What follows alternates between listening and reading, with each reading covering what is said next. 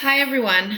I'm going to go over the criteria for success document, which is the document that will help you to be successful in the writing portfolio revision project for the Poet-X. So we have these essential questions from this term. What can we learn about ourselves through our own writing, and what do we get out of revision?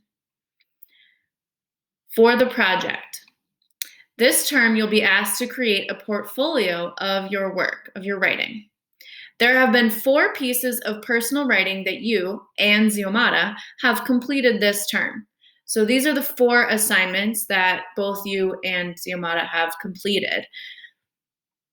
As we explore this unit, we're focusing on joy and personal discovery that comes with writing, right? We're writing about ourselves and thinking about our lives and our experiences.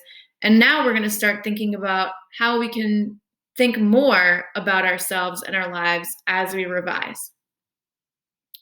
Once all of your first drafts are complete, you're going to choose at least 2 of these assignments to revise and include in a final portfolio of work. So here's how to be successful in that, the criteria for success document.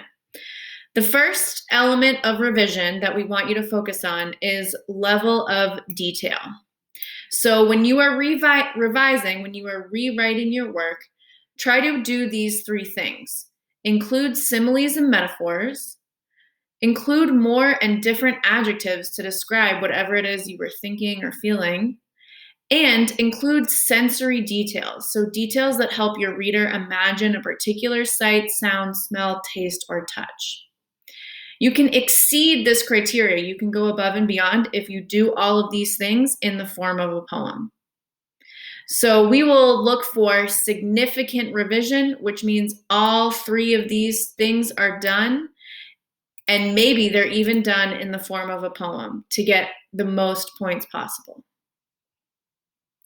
The next thing that we're going to look for is authentic voice and tone. This is about bringing your own self into your writing. So these are the 3 things that we will be looking for that.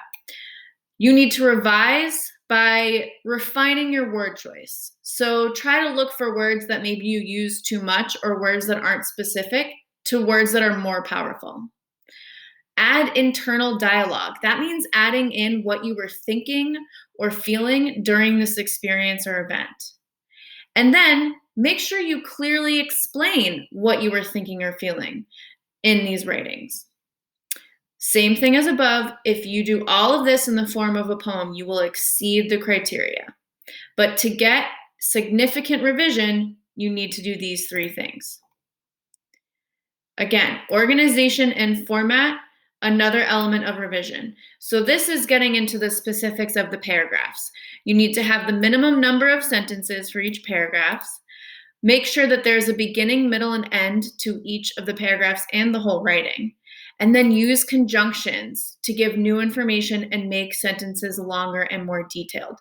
You can go back to our lesson on complete sentences and conjunctions if you want to remember how to do that. Same thing as above, all 3 of these things for significant revision. Lastly, you want to make sure your language is correct. This is basic. Make sure all sentences begin with a capital letter. Make sure all names and places begin with a capital letter. Make sure all verbs agree with the subject. And make sure all verbs are in the correct tense, whether you're speaking in the past or the present. Same thing, if you do this in a poem, you will exceed, you will go beyond the criteria for significant revision. This portfolio is due April 9th.